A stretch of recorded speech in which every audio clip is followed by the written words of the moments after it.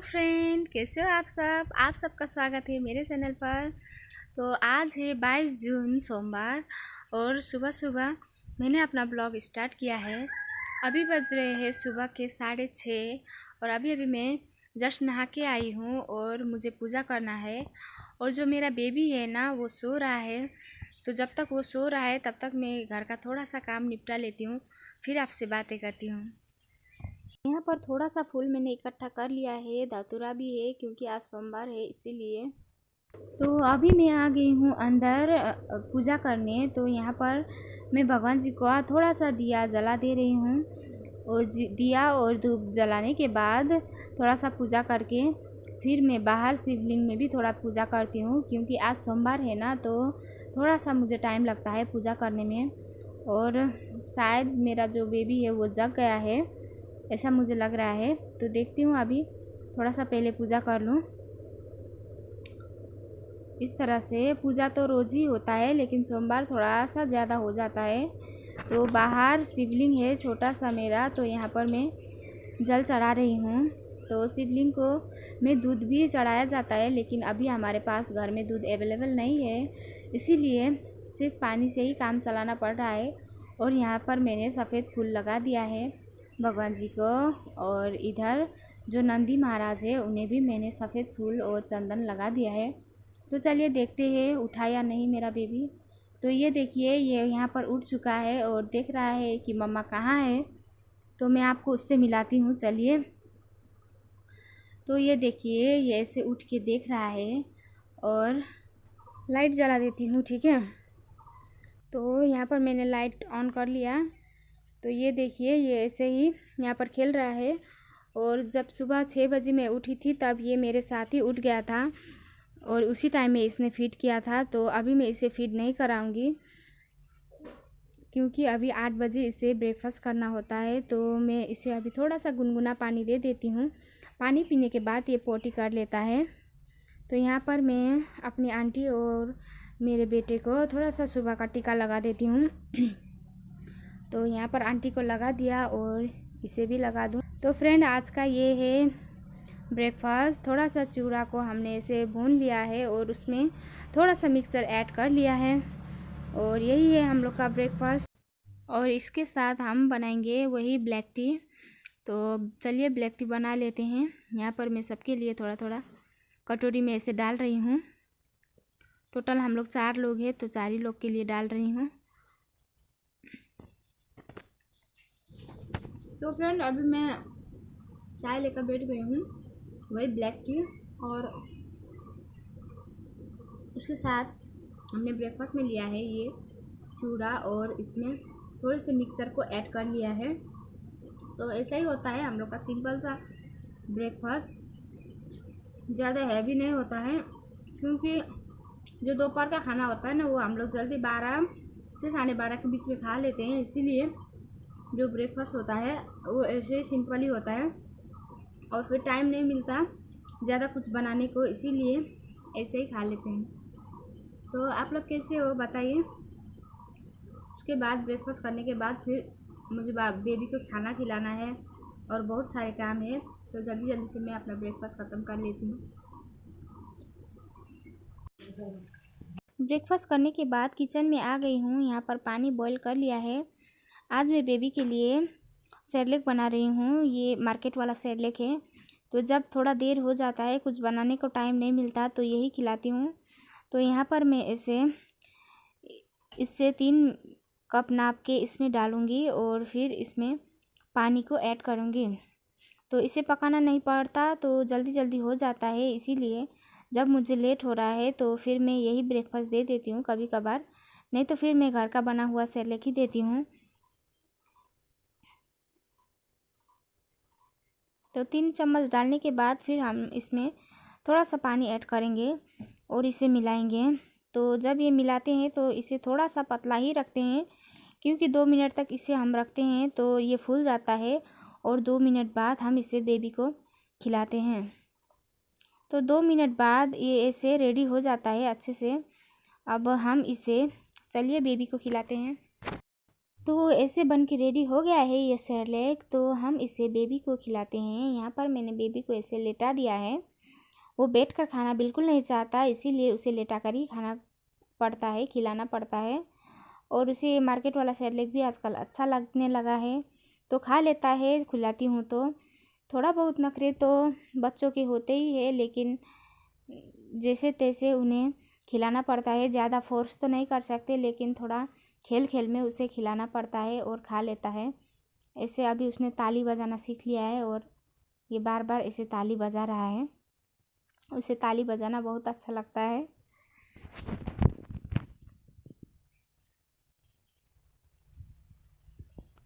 तो ब्रेकफास्ट कराने के बाद फिर यहाँ पर मैं ब्लैंकेट वगैरह को इस तरह यहाँ पर फोल्ड कर रही हूँ और उसे नीचे मैंने लेटा दिया है। बेड पर तो वो गिर जाता है, इसीलिए मैं रिस्क नहीं ले सकती, तो नीचे ही उसे लेटा कर हम यहाँ थोड़ा सा कपड़े वगैरह को मैं ठीक कर रही हूँ। जब तक ये नहीं सोता है तब तक मैं इसी तरह इसके पास बैठकर जो काम हो सकता है वो काम करती हूँ। और फिर ये सोने के बाद फिर घर का झाड़ू और पोछा होता है। तो पता नहीं अब इसे कब नींद आएगी और ये सोएगा और फिर मेरा काम होगा।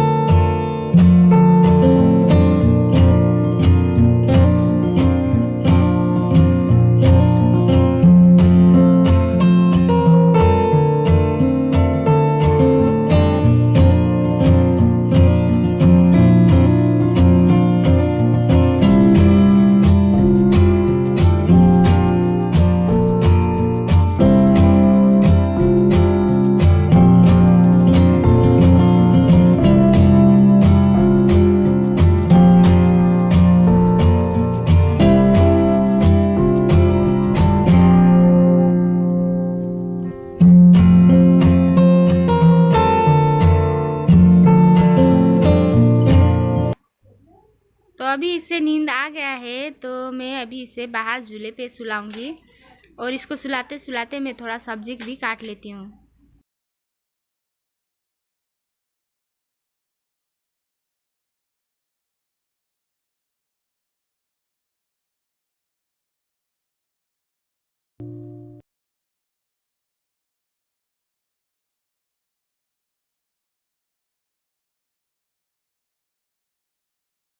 तो फ्रेंड, यहाँ पर जो करेला है उसको मैंने ऐसे स्लाइस में काट लिया है।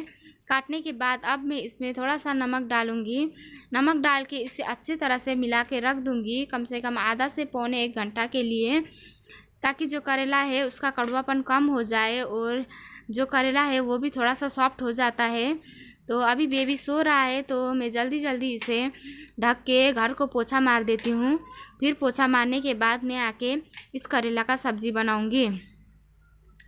तो पोछा मारने के बाद यहाँ आ गई हूँ मैं और कम से कम आधा घंटा हो गया है, तो करेला भी थोड़ा सा सॉफ्ट हो गया है। तो यहाँ पर मैंने कढ़ाई चढ़ा दिया है और कढ़ाई के गर्म होने पर मैं इसमें थोड़ा सा तेल डाल रही हूँ। रिफाइन ऑयल है ये। तो तेल डालने के बाद थोड़ा सा ज़्यादा तेल डालती हूँ, क्योंकि ये भाजी सब्जी में थोड़ा ज़्यादा ही तेल रखता है। तो फिर मैं 2 बड़े साइज़ का प्याज लूँगी और इसे काट के डालूँगी। तो क्या होता है कि करेला में थोड़ा सा ज़्यादा ही प्याज लगता है, ताकि इसका कड़वापन ज़्यादा ना हो। तो आज थोड़ा धूप कम था, बारिश हो रही थी हल्की, तो इसीलिए चूल्हे पे ही बन रहा है दोपहर का खाना, नहीं तो गैस पे ही बनता है। सिर्फ शाम का और सुबह का बनता है चूल्हे पर।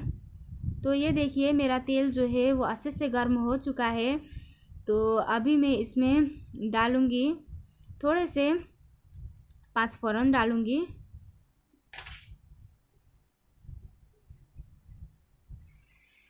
यहाँ पर मैंने 5 फ़ोरन डाल दिया है। तो 5 फ़ोरन डालने के बाद फिर मैं इसमें डालूँगी प्याज और सूखी जो लाल मिर्च होती है वो डालूँगी। प्याज और सूखी हुई लाल मिर्च को मैंने 3-4 लाल मिर्च लिए थे मैंने, तो उसको मैंने यहाँ पर डाल दिया है। और डालने के बाद मैं इस प्याज को थोड़ी देर के लिए भूनूँगी।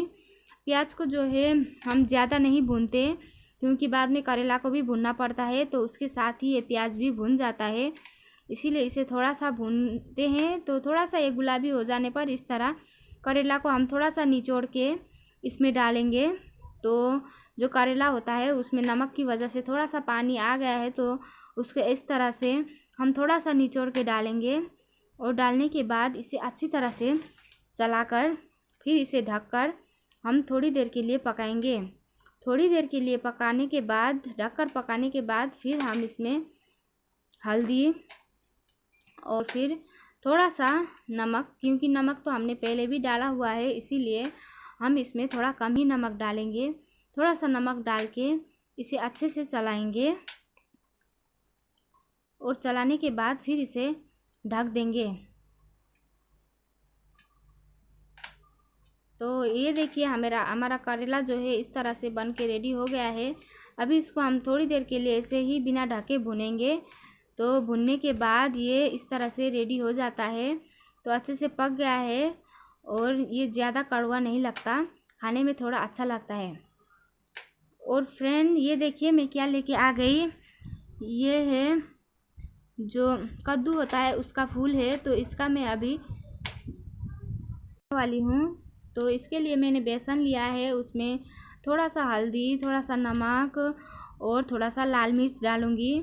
और इसमें और एक चीज़ डलती है, वो क्या है, चावल का आटा। तो इससे जो पकोड़े हैं वो थोड़ा सा क्रिस्पी बनते हैं, लेकिन अभी मेरे पास नहीं थे तो मैंने ऐसे ही बना लिया। अब पानी डाल के मैं इसे अच्छी तरह से मिलाऊंगी। अच्छी तरह से मिलाने के बाद फिर कढ़ाई में एक तेल को गर्म करने के लिए रख दिया है, थोड़ा सा तेल को। और फिर ये जो फूल है उस फूल को मैं यहाँ पर डालूँगी, ऐसे बेसन में डिप करके फिर मैं उसे गर्मा गर्म तेल में इसे डालूँगी पकोड़े बनाने के लिए। तो यहाँ पर मेरा तेल जो है वो अच्छे से गर्म हो चुका है और इस तरह से मैंने यहाँ पर पकोड़े डाल दिए हैं। और फिर दूसरा पकोड़ा भी मैं डालूँगी और बाकी जो फूल है वो माँ ला रही है अभी, तो जितना है उसका अभी मैं थोड़ा बनाते करूँगी। तो दिखाती हूँ आपको कैसा बनता है बनने के बाद। मुझे तो ये बहुत ज़्यादा टेस्टी लगता है और आपको कैसा लगता है आप कमेंट करके ज़रूर बताएं। तो इस तरह थोड़ी देर बाद हम इसे पलटेंगे। पलटने के बाद ये कुछ इस तरह से हो गया है। और ये करेला बना था उसी कढ़ाई में बना है, तो थोड़ा सा चिपक गया था, नहीं तो ये बहुत ही अच्छे से निकल जाता है। तो ऐसे ये बन के रेडी हो गया है।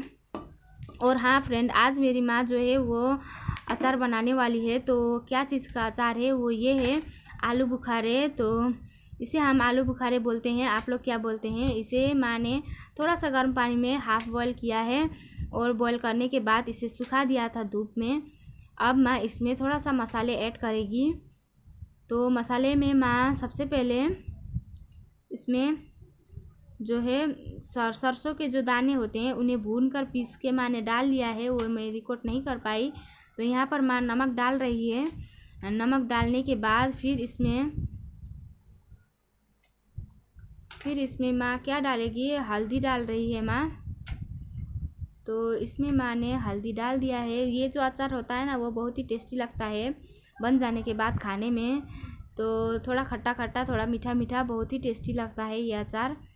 तो हल्दी डालने के बाद फिर माँ ने यहाँ पर जीरा पाउडर को डाला है। जीरा पाउडर डालने के बाद फिर धनिया पाउडर डाला है।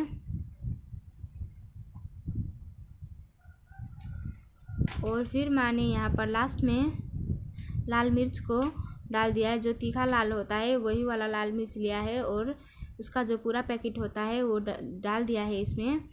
और डालने के बाद इसमें जो है थोड़ा सा माँ ने वो 5 फ़ोरन होता है वो डाला है। तो 5 फ़ोरन डाल दिया है माँ ने। और 5 फ़ोरन डालने के बाद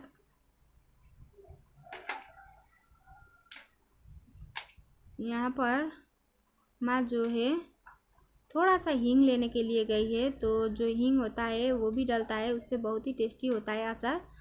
तो यहाँ पर माँ थोड़ा सा हींग लेके आ गई और यहाँ पर थोड़ा सा हमने हींग को डाल दिया है।